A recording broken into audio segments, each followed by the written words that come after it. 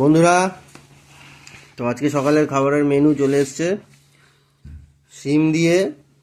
এটা কি? শিম না, ওটা হলো গিয়ে সব সবজি দিয়ে পালং শাক দিয়ে ঘ্যাট। এটা পালং শাক দিয়েছে এর ভিতরে? বাহ, দারুণ লাগবে কিন্তু খেতে। সবজি দিয়ে পালং শাক দিয়ে ঘ্যাট, সাদা ভাত। আর কি করেছো রান্না আজকে? আর মাছের ঝোল। মাছের ঝোলটা দেখাও।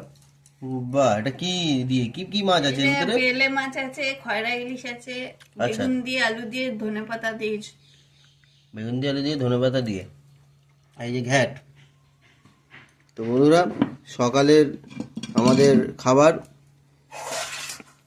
ঘ্যাট, সাদা ভাত দিয়ে একটুখানি গরম গরম শীতের সকাল, খেতে তো দারুণ মজা লাগবে।